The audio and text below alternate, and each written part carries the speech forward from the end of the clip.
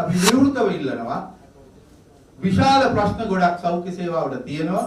ඔබ ඉතිහාසයේ නරකම හෝ දුර්වලම සෞඛ්‍ය ඇමතිවරයා වෙන්න නියමිතයි.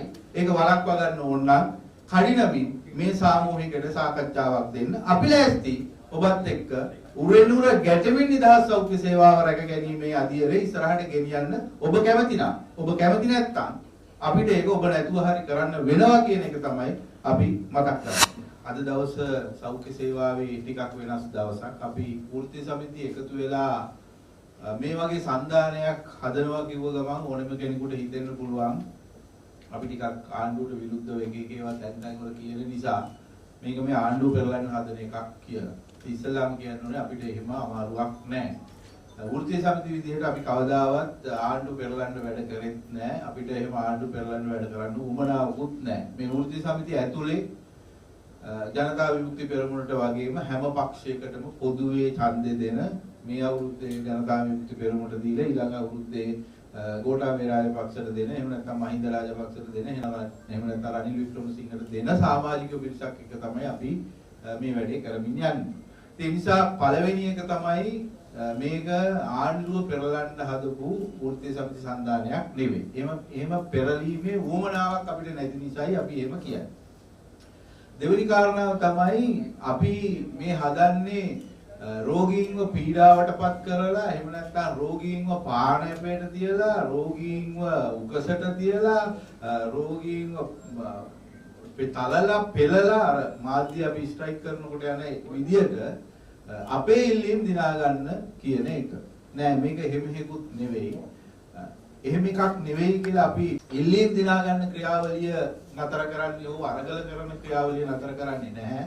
නමුත් අපිට දැන් ඉල්ලීමක් තියෙනවා. ඒ ඉල්ලීම රෝගීන්ටත් අදාළයි. ඒකයි අපිට තියෙන විශේෂත්වය. දැන් ඔබ දන්නවා මෙතන අපි එකට ඉන්න අපි ඉතිහාසයේ අපේ ඉල්ලීම් වෙනුවෙන් වෙනව තරගකාරීව සටන් කරා. හැබැයි දැන් අපි ඔක්කොටම මේ සටන අත්හරින්න වෙලා තියෙන්නේ. මේ වෙනකොට සෞඛ්‍ය සේවාවට ලැබෙන යමක් නැහැ. එතකොට ලැබෙන යමක් නැති වුණාම තියෙන යමක් බේරා ගැනීම සඳහා සටනක් කරන්න ඕන වෙලා තියෙනවා. ඒක මේ රටේ අපිට විතරක් නෙවෙයි, වෘත්ති සමිති වලට විතරක් නෙවෙයි, වෘත්ති වේදීන්ට විතරක් නෙවෙයි, සෞඛ්‍ය කාර්ය මණ්ඩලයට විතරක් නෙවෙයි, මේ නිදහස් සෞඛ්‍ය සේවාව භුක්ති විඳින නලින්ද ජයතිස්ස ඇමතිවරයා ඇතුළු, අනුර කුමාර දිසානායක ඇතුළු මේ රටේ සියලු දෙනාට අදාළයි.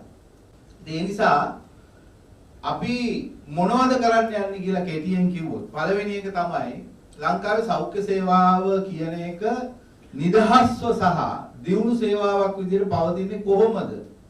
ඒක දේශපාලන මැදිහත් වීමකින් කරන එකක් නෙවෙයි, කරපු එකකුත් නෙවෙයි. දේශපාලන මැදිහත් වීම කියන එක සෞඛ්‍ය සේවාවට ලැබෙන්නේ ඊටාම තීරණාත්මක තැන්වලදී නායකත්වයක් දෙන පොලිසිය එකක් හදන තැනක.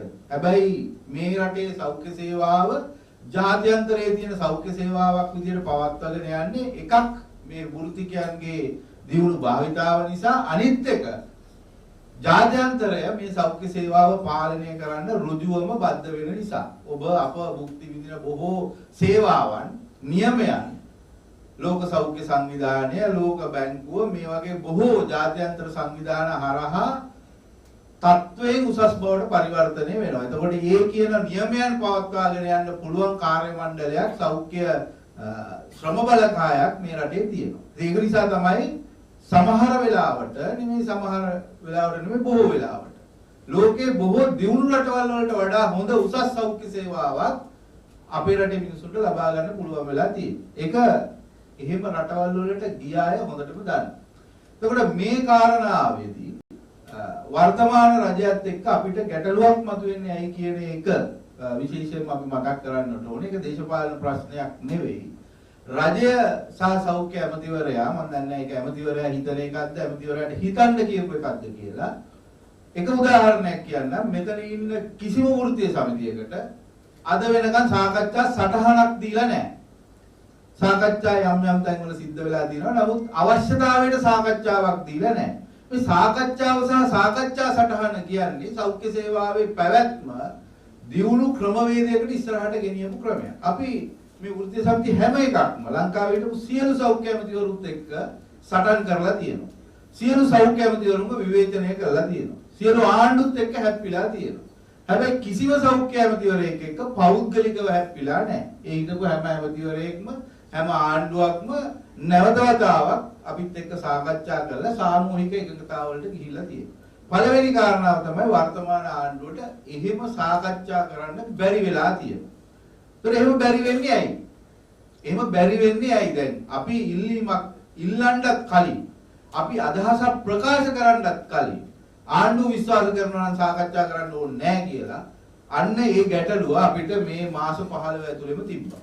එතකොට දැන් අපි මේ සංධානය හදලා උත්සාහ කරන්නේ හෙට දවසේ ඉඳන් ස්ට්‍රයික් එකක් කරන්න නෙවෙයි. අපිට අවශ්‍යයි ඇත්තටම කියනවා නම් නලින්ද ජයතිස්ස ඇමතිවරයා හෝ ආණ්ඩුව ඒ අර යහ මගට ගන්න. එහෙම නැත්නම් සාකච්ඡා මාර්ගයෙන් ප්‍රශ්නත් එක්ක ඉස්සරහට යන තැනට ගේන්න.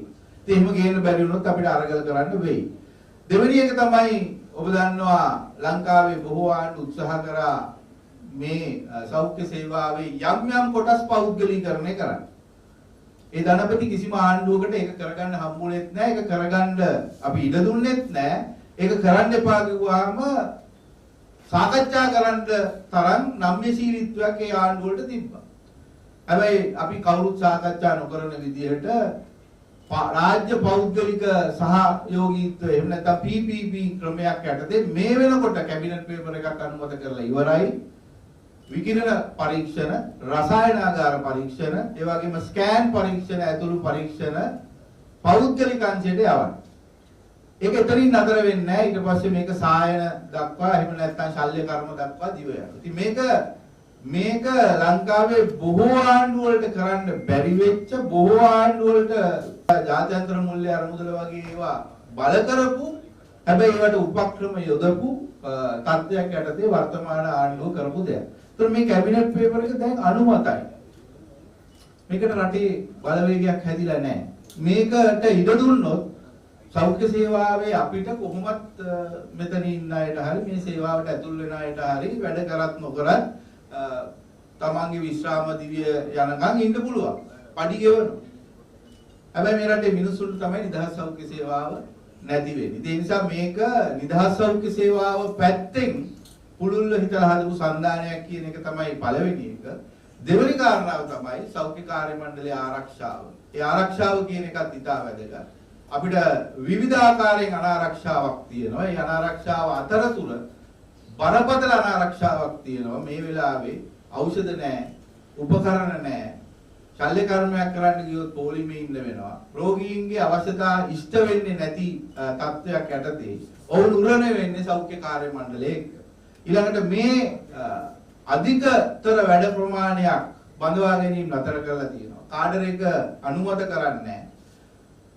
අපේ වෘත්තිකයන් ඉතිහාසයේ කවදාවත් උසාවි ගිහිල්ලා තමන්ගේ රැකියාව ඉල්ලුවේ නැහැ. දැන් මේ වෙනකොට පරිපූර්ණක වෛද්‍ය සේවාවේ විතරක් උපාධිධාරීන් මාස 8ක් තිස්සේ උසාවි යනවා බඳව ගන්න කියලා. හැබැයි රෝහල් වල මේ සේවාවන් කරන්න මිනිස්සු නැහැ. ඉතින් මේ ඔක්කොම ආණ්ඩුවේ කළමනාකරණයේ ප්‍රශ්න. ඒක හරියටම කියනවා නම් උද්දච්චකම කියලා කියන්න පුළුවන්. නමුත් මං ඉක්මන් වෙන්නේ නැහැ මේ වචනේ මෙතෙන්දි කියන්න. එහෙම තියෙද්දි අපිට සෞඛ්‍ය සේවාව ඉස්සරහට පවත්වාගෙන යන්න වුණාම ඒ ධාරිතාවයේ ප්‍රශ්නේ සියල්ල උර දෙන්න වෙන්නේ සෞඛ්‍ය කාර්ය මණ්ඩලයේ විදිහට අපිට. ඉතින් මේ සියල්ල සලකලා බලලා අපි බලාපොරොත්තු වෙනවා ඉල්ලීමක් විදිහට ලෝකයේ හැම රටකම වගේ සෞඛ්‍ය කාර්ය මණ්ඩලයට අනතුරු දීමනාවක් දෙනවා.